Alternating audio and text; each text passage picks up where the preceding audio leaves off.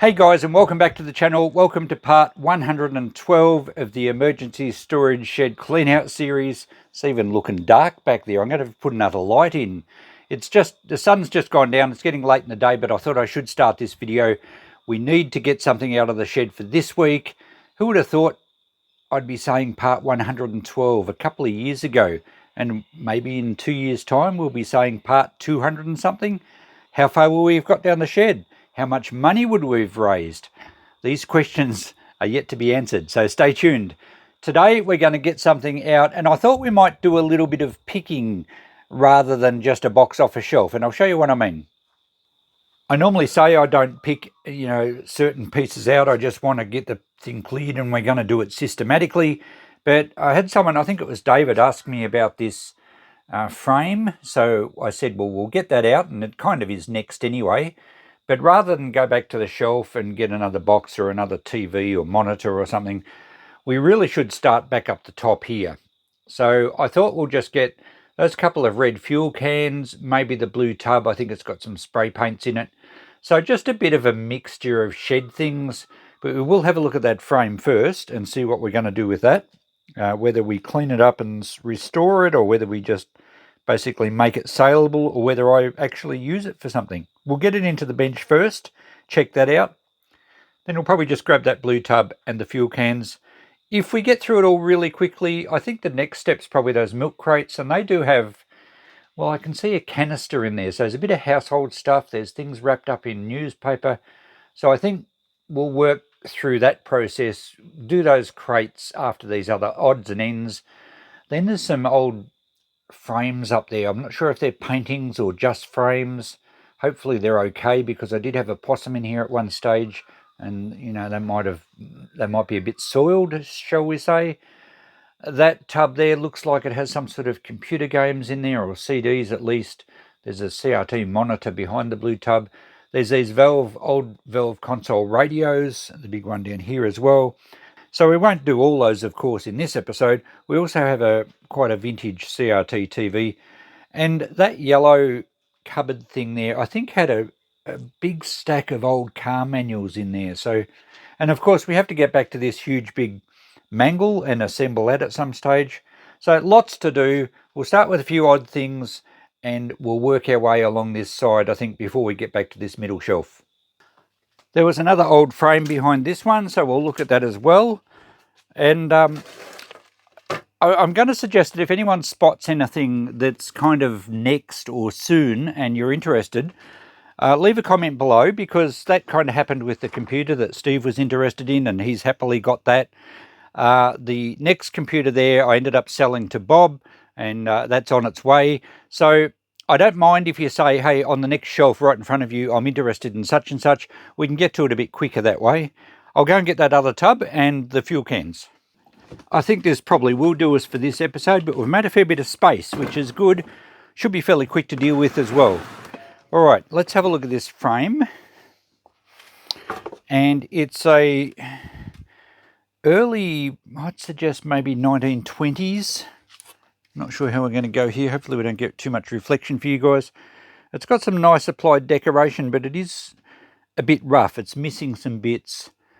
Floral type decoration. I think that's the way it goes. Or maybe it could have been that way, because that one's vertical, but then that one's, probably that way, I think.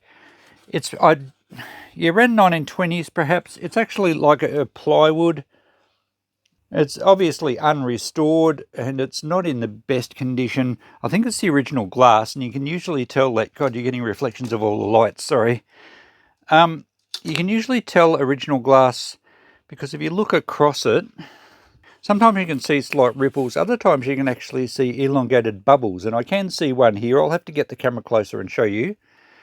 What are we going to do with it? Well, it needs a clean up. It's got some drips down this side, down here, which I think was from the possum, or there's been rats in the shed.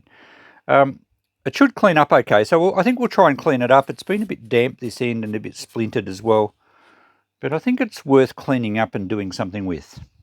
The other one, though, probably isn't. The mat has been damp, so that's really no good. Doesn't have a backing, And it's only a fairly plain rounded timber frame that once I take the glass out, I think you'll find it's a bit wonky. I'm just going to keep the glass from this one because I do use glass for other jobs. We can always cut this glass down to suit other frames. So I'll hang on to the glass, but the frame I think is nothing more than a bit of firewood. So that'll sort that one out. Okay, it's not even nailed in. It's actually quite thick glass. It's thicker than your normal picture. Oh, no, it's probably okay. It'll be usable. All right, I'll stack that out the back of the shed where I've got some other picture frame glass. It doesn't really need to be in the shed, so I will keep that for a future project. And the frame itself, they're really wonky in the corners, so I think we'll just break that one up. And that can go in the fire when we're starting the fire during winter. As for the mat, I think that's just cardboard. We can just put that in the recycle bin. Easy. So I think we'll move this frame off the bench and we'll get back to it shortly and we'll see if we can make something actually saleable out of it. All right, let's unpack this first and get this out of the road. Well, we have a couple of fuel containers. Diesel for cleaning. Diesel's IE, I think. Someone had a spelling issue there. So I gather that's what it is. Diesel's really handy for soaking old rusty tools in. It's a great way to free up things that are rusted solid. Just having a sniff. I'm pretty sure, yeah, that's definitely diesel. So we might as well hang on to that and leave it labelled as such. I think I can live with a spelling mistake. And there are times when you need to soak something to free it up. And diesel is very good for that because ultimately diesel is just a super light oil and it penetrates very well. So that can just go in the workshop somewhere. This one does have a little bit of something in it. There's no writing on this one. So I'm guessing it's some sort of fuel. It's got a strainer in here too. Oh, it's got a little pouring nozzle. Not sure on that one. It might be old petrol. Or some of you would call it gas. Let's have a look. Okay, that actually looks like it was diesel as well. Yes, it is on closer inspection with my nose. That is diesel. So I'm going to put that in with the other one. And then we'll have a clean container here, which I think I've got a spout somewhere. It does have this little pouring spout. We'll be able to sell this. I'll give it a quick wash up. We should get $10 for this. These heavy fuel-resistant plastic containers aren't cheap actually to buy, so I think we'll get 10 for this cleaned up. But I'll drain that diesel into the other one. Okay, let's go through this tub and see if we have anything at all that's useful or maybe saleable or maybe I'll use in the shed. Here we have pure Stockholm tar. I don't know what that is. It certainly looks like tar. I'm going to have to check out what you use that for. Caring for your creature's comforts, Pharmachem. So maybe it's a veterinary product for horses or something. I'll have to check that out. I don't think I want it here. I certainly don't need any veterinary chemicals. I don't know if it's, I thought it might have been some sort of finish for timber, but no. I'll have to check that out, but I'm not going to want to keep that here, I wouldn't think. We have some insecticide, fly spray, another one, hardly anything left in that. I do use these in the shed occasionally. Sometimes, particularly in summer, I get blowflies buzzing around here and they make so much noise that it actually comes out on camera, so I do spray them at times. Aerogard, I have some of that for mosquito repelling. Aerogard is also really good for removing some paints from various objects. Whatever they use in it is very good at dissolving certain paint, which is a bit of a worry that you spray it on your skin, isn't it? But I will keep that. I'll use that here. This one is a degreaser. Well, I do use degreaser quite a bit. That's nearly full. Here we have some mineral turpentine, which again is used quite a bit in the shed. I have a few full bottles of it at the moment, but I've also been known to use it to light the fire, although I prefer using kerosene. What's that one? Oh, that's linseed oil. Well, I will use that too. Good on timber. the mineral terps. I think I'll pour into another container here that I've got that's about half full. Raw linseed oil, well, that's useful too for treating handles of implements like shovels and things. I believe you also used to soak cricket bats in raw linseed oil, but it's useful for many timber products. Some WD-40, feels like there's a little bit in that too, and it still sprays fine, so I'll certainly use that. What's this one? Butane gas. Oh, that's for refilling cigarette lighters. That's totally empty. Must have all drained away. So that can go in the recycle bin. This one's so rusty I can barely read it. I think it was RP7, which is basically like WD-40. It's just a Sally's brand. There's a fair bit in there. I wonder if there's any gas left. Oh, there's no nozzle on it. Let's try the one off the WD-40. See if we've still got some aerosol gas in here. No, we haven't.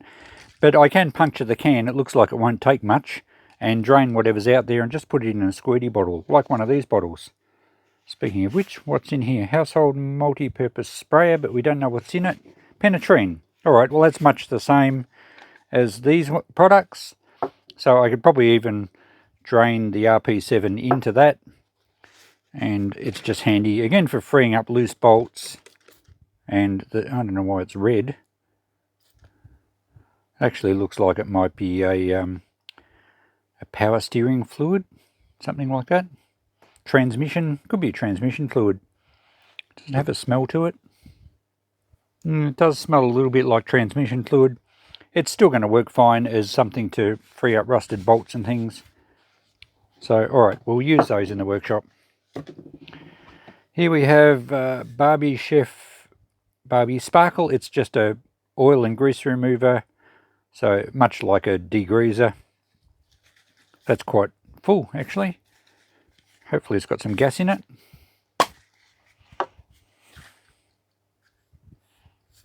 Oh yeah, oh, okay, it is like an oven cleaner.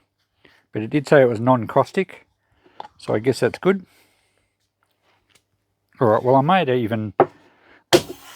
Oh, well that worked well. I may even keep that for cleaning the barbecue at our Airbnb next door. Lid's no good now. Some old Penetrine. That's a very old spray bottle of it. And same deal. I will use that in the workshop. And if there's no gas in here, oh, there is. That one still works fine. Good. WD spray. Another one. Penetrates, lubricates, starts wet motors. And that's near full. And that sprays too. Good. Well, we won't have to buy any of this stuff for a long time. Water dispersant. Protects, lubricates, starts with much the same product again. So that one's pretty much full as well. And looks brand new. And that's good. Alright. I think I might even take some of these to the shop and sell them. I really don't need this many here. So I can probably sell that one. Here's a degreaser. And again, I only need so many cans of degreaser. That one's fine. I reckon we'll get a little bit of a return on these rather than having our shelf full. There's another degreaser that feels full again. That's more of a foamy one, that one.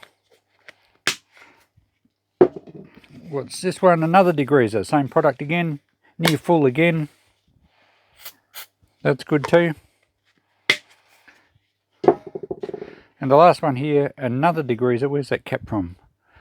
Oh, off the Sally's one. This one hasn't got much left in it. It's another degreaser as well. So I'll hang on to that one.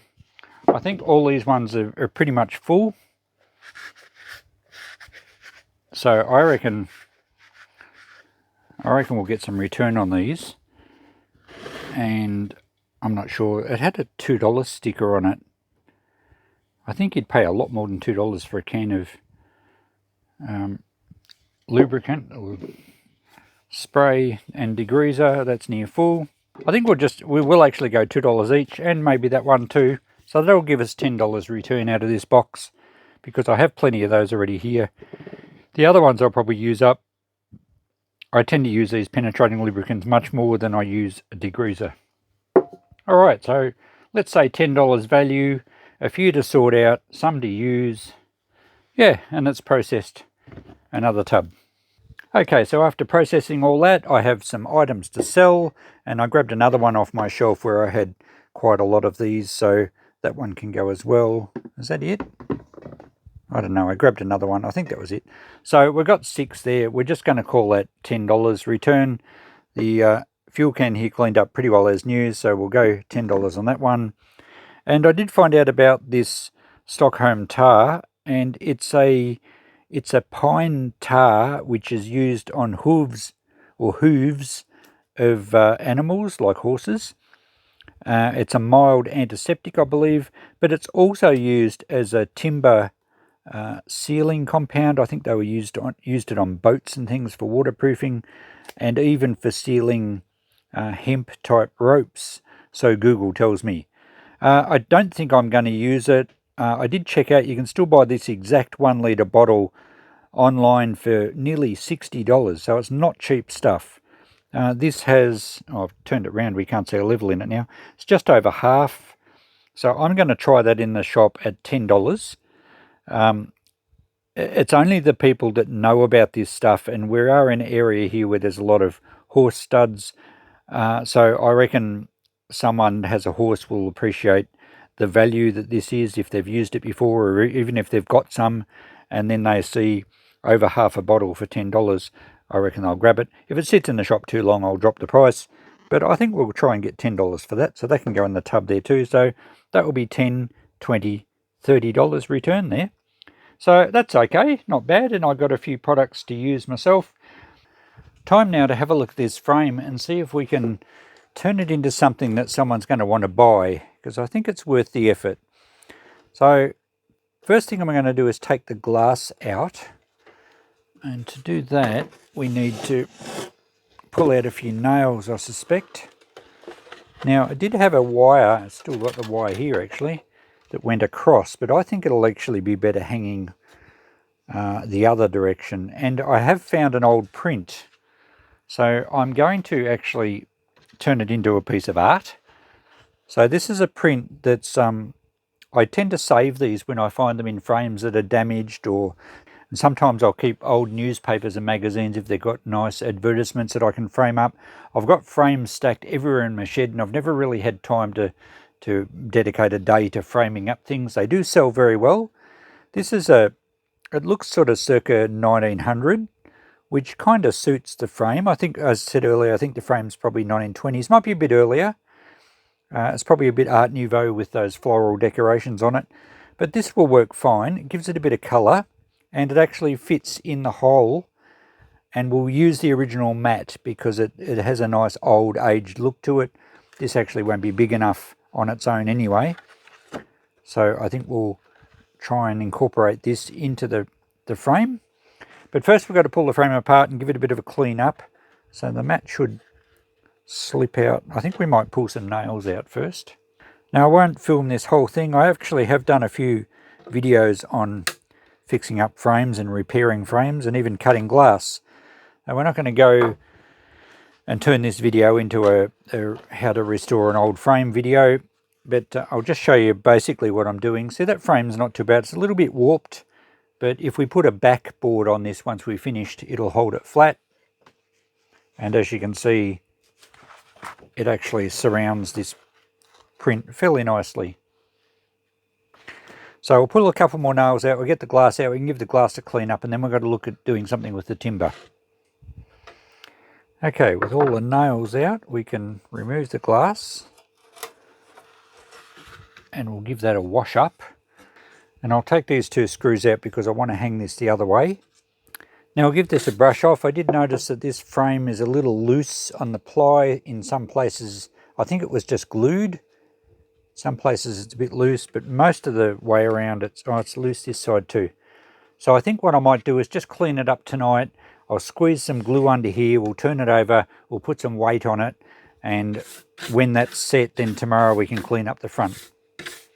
So I'm just going to trickle some PVA glue down here I'm opening the gap up a bit, and we'll let some run down in the gap. I'll do that on all sides and then squeeze it together, and we'll put some weight on it overnight.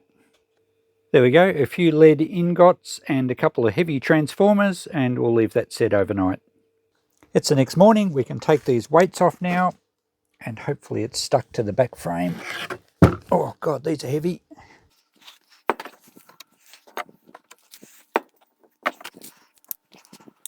Okay, that feels like it's stuck pretty well. Now with this surface we need to clean it up a bit, try and bring some life back into the timber. It is an early type of plywood. We still have the drips down this side, the decorations here, and the other floral piece over here. I think that's like an applied plaster, and it has cracked. That one's still mostly intact even though it's cracked. This one, this end, I'll give you a better look. You can see it's actually missing some pieces where it's lighter. Hopefully not much more will break out. It all seems fairly firm. So I'm going to try and clean it up as best I can. I'm going to use some fine steel wool and some methylated spirits, which should dissolve the original shellac finish, and the steel wool will smooth the timber out, and it should lighten the timber up a little bit and clean it. I'm not sure how it's going to go over the decoration. I'll have to be pretty gentle, but that's my first plan of attack, is to give it a good clean up with metho and steel wool. Okay, let's see how well this cleans up. So I'm using methylated spirits. I'm not sure what you call it in other parts of the world. Maybe denatured alcohol rings a bell. I'm not sure if it's the same stuff. So very fine steel wool. I think it's 4O steel wool. And it should give a sort of a soft sanding effect, and also scrub off the shellac. It will go sticky. And the more we work it, the lighter the timber should get, because the shellac really darkens things up over the years. So I think we'll work it a fair bit. Areas where the timber's got a little bit of roughness, it might sometimes grab the steel wool, but it should smooth the edges off a little bit too, which I want. So it should bring back a nice grain in the timber. Let's see how that looks. Yeah, that's a kind of a nice wavy oak type colour. I like that, and it's nice and smooth. But the metho does make the finish sticky, so you do need to keep adding it. And I'm just going to work around here. I'm going to be going over the decoration as well. I don't think the metho will affect the plaster. I'm going to use a toothbrush just to get in all around gently and clean it up as much as I can. I think that still will stay fairly dark, which will be a nice contrast if I can lighten the timber up a little bit. Alright, this will take me a while. I'll be back with you shortly.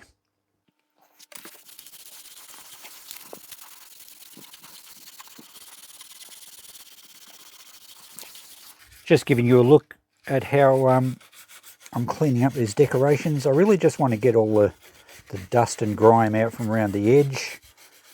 I don't actually have to clean up the decorations so much, but I do want the timber to lighten up a little bit around it. So just a matter of working around it carefully. I think that's going to come up nicely. And it is taking all the fly spots and marks and things off, which is what I want. Hopefully it takes those drips off. Should do. Yeah, that's coming out quite nicely. Okay, I'm pretty happy with that. It has left the decorations fairly dark, but I think it probably used to be darker than the frame, and it was a nice contrast.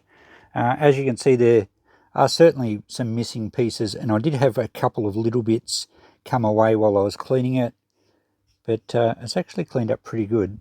So what I'm going to do now is I'm actually going to paint it or seal it with, I would have probably normally used like a Danish oil, but getting around the decoration could be tricky, because Danish oil comes up best if you give it a really decent buff when you're finished, and I'm not going to be able to do that around the decoration.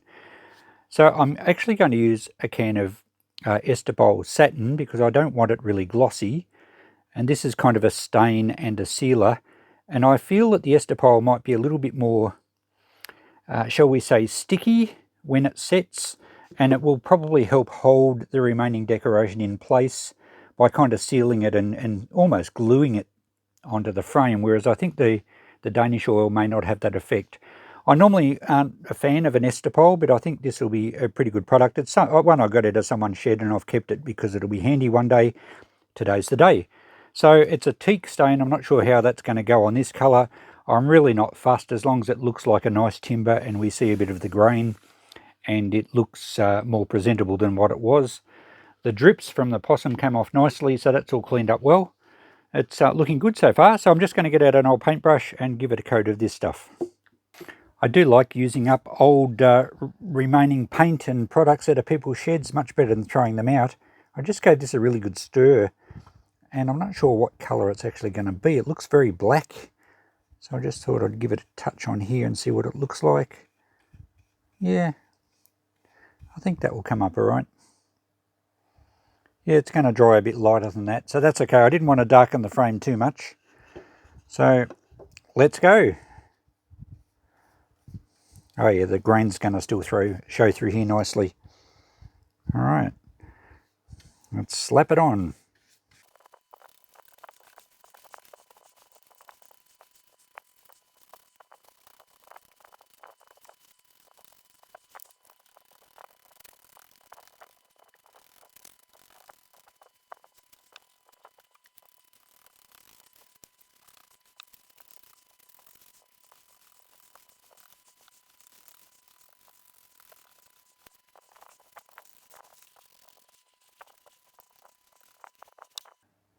There we go. Didn't use too much of it actually.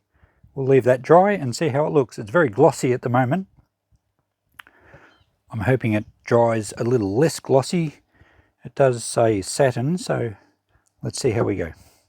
And about 24 hours later, and it's dried nicely. It looks good. There is just a light sort of sheen to it, but not overly glossy. Really nice effect. I'm happy you can see the grain. You get a little bit of the very fine surface cracking of the ply. I could have sanded it between coats and given it a few coats, but it's just more work. I just wanted to do a quick job here to make it something that someone would want to buy. And, you know, it looks good. I mean, it's old. It's got a bit of history. I'm not worried that it's got some of these lines here. In fact, you can't really notice them. Besides, it's a frame. People are going to be looking at the picture. Okay, now to put the glass in. I gave the glass a good clean. It looks great. There are a couple of very fine bubbles in it. So, as I mentioned earlier, that you can tell it's nice and old. I tried to photograph one to show you and the camera just would not focus on the bubble. So there we go, that drops in nicely. We can now put the mat in, and I really just need to brush that off just to make sure there's no dust on it, and that's pretty good. I'm certainly not worried about it looking old because I want it to look old. So we'll drop that in there. I suppose I could have actually brushed the back off as well. Bit of a spider web there. And then we can position our print. We might as well leave it on this backing paper as well. And that's going to fit quite nicely in there. And then I'm going to get a piece of board just to sandwich them down, get some very fine nails into the edge here to hold it together. It's not going to be like a professional framing job, just something that's secure. And we'll have to make sure that the print is kind of the right part of the frame. But actually I might just cut the board to fit in first, then we can flip it over, and we won't actually secure the backboard until we're happy with where this goes. We might have to put some masking tape across here just to hold this in the right spot. But I'll have to find a board to put in here. And here's some heavy white card that came from a recent shed clean out, and it's actually gold on the back. So I think I might leave the gold on the back. It's not as stark. So I'll cut this to size.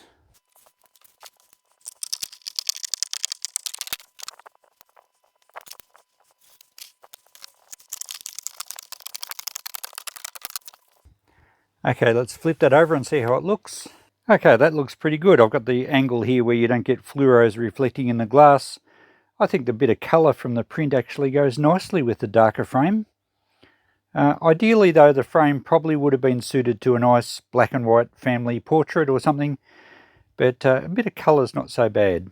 It's probably not the best piece of art for it, but it'll certainly do to make it sell. Someone could quite easily buy the frame and then take that out and put their own in there. That's fine.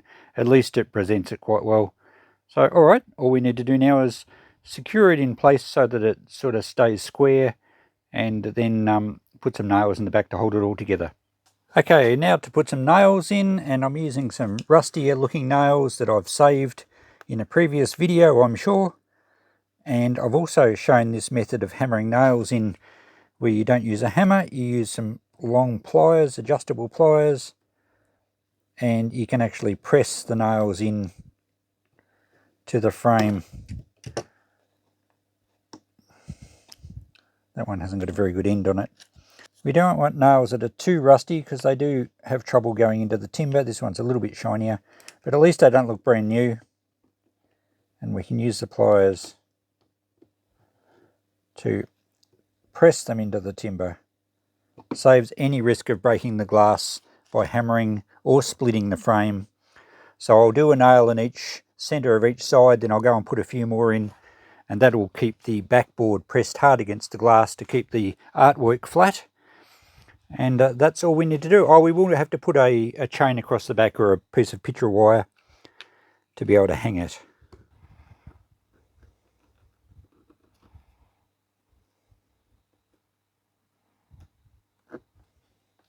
And there we go, guys, enough nails to hold it securely, and I've got some old brass picture hanging wire across there with a couple of little screw-in eyelets on either side. So certainly not a professional frame restoration, but I think quite an acceptable one. It's certainly going to work well. Let's hang it up somewhere and see what it looks like hanging on the wall. So the only available wall I could find was in our studio, and it's not really fitting to the room, but how does that look otherwise? We've got a bit of reflection going on, but I'm not sure if that colour, I think the colour works well with the darker frame, and we've got floral themes going on with the decoration on the frame and the scene. The garden scene's probably more Victorian era, although the painting may not be that old, but we certainly have Victorian style architecture there. So there you go. Well, I think that's a successful repair. We've made something quite saleable. I'm probably going to price it at about $75. I'm not sure if it's going to get that or not, but it's certainly got more chance of getting it now than it did when we first found it in the shed. So beauty, something out of the emergency storage shed, a little bit of a restoration project for you, albeit sort of a fairly quick one, and something now to take to the shop to sell. Let's wrap up this week's video now with a quick look at the notepad. We've got $30 from the unboxing we did, $75 for the 20s frame, $105 potential return. I can tell you that I had put those cans of spray, a degreaser and spray lube in the shop. I've already actually sold 4 of them, so we have $8 back. I did put 6 in, so we have some return already. And the other stuff, it has spent 1 day in the shop, but we haven't had any takers yet. Let's look back at the previous week and the week before, and we have everything sold. The AT desktop PC went to Bob in Tasmania, who very kindly gave me a fairly decent tip over the top of 150 and said to take Christine out for tea because he's following our journey with Christine's health affairs. So that was extremely nice of you, Bob. Much appreciated. We got $75 for the World War II receiver through a guy on Facebook, and he hasn't picked it up yet, but he has paid me, so that's a definite sale, and he was very happy with that. Well, I'm sure he will be, but he was happy to find one because he's been looking for one for a while. I don't think it was too cheap because I only had the one inquiry, and I did spam it on a lot of vintage radio and military groups.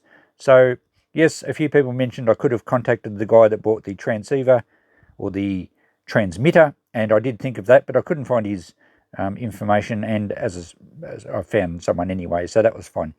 The previous week, I managed to sell the 17-inch CRT monitor, and that was through the shop.